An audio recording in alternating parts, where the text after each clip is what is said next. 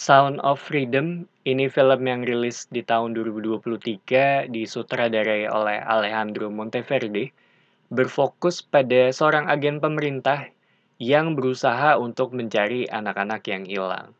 Kurang lebih seperti itu dari sisi premisnya, dan ini tuh film yang diangkat berdasarkan dari kisah nyata.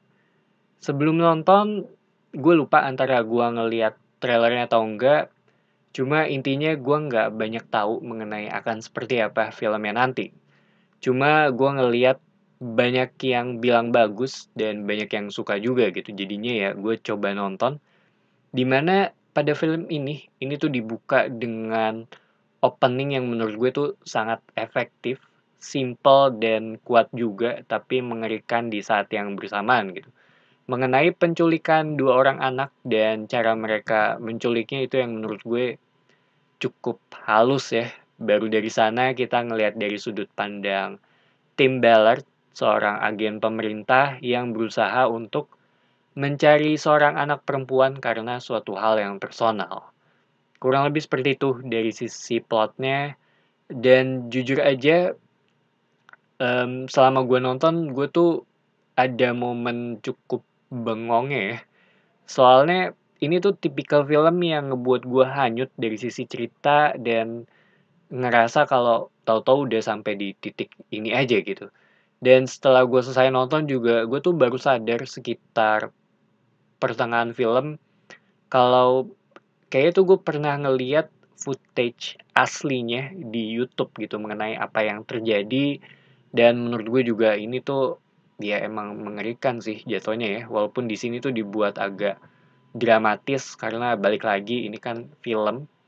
Tapi ada beberapa momen yang ngebuat gue cukup nyesek, terutama dari apa yang terjadi ya. Mungkin karena ada tambahan dari sisi visualnya juga, karena balik lagi ini kan film. Karena biasanya ya kita kan cuma ngedenger dari sisi ceritanya aja gitu, tapi begitu kita ngelihat dan ada anaknya juga di situ atau ada korbannya juga di situ, serta ekspresi dari anak-anak ini, itu yang menurut gue lebih kena aja jatuhnya. Soalnya dari sisi apa yang udah mereka lalui gitu dan proses penculikannya menurut gue ini terhitung cepet ya. Cuma ini agak sedikit di luar topik.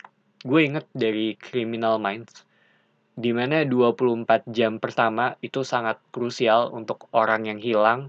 Setelah itu udah semakin kecil kemungkinan mereka untuk ditemukan gitu. Dan yang serem itu ketika lu tuh bisa nangkepin orang-orang ini, atau ketika lu bisa nangkep para penjualnya atau para penggunanya, tapi lu belum tentu bisa nyari lokasi dari anak-anak ini gitu. Soalnya balik lagi ini udah terlalu luas, sama semakin lama kan semakin susah ya untuk di-track.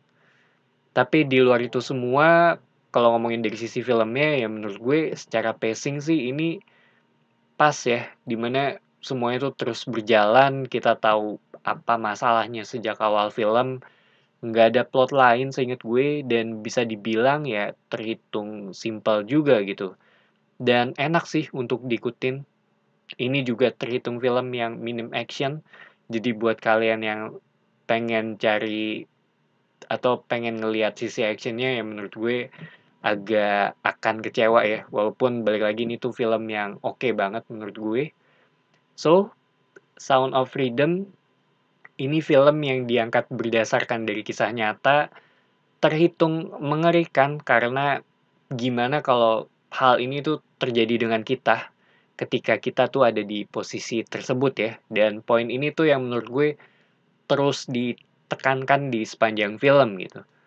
Terhitung seru juga dan nyaman untuk diikutin, walaupun ada beberapa momen yang ngebuat gue nyesek dari sisi apa yang terjadi. Kalau ditanya rekomen apa enggak, menurut gue iya, ini salah satu film yang gue suka dari tahun ini. Jadi itu aja opini gue mengenai film ini. Thank you for watching. It's me Patrick signing off.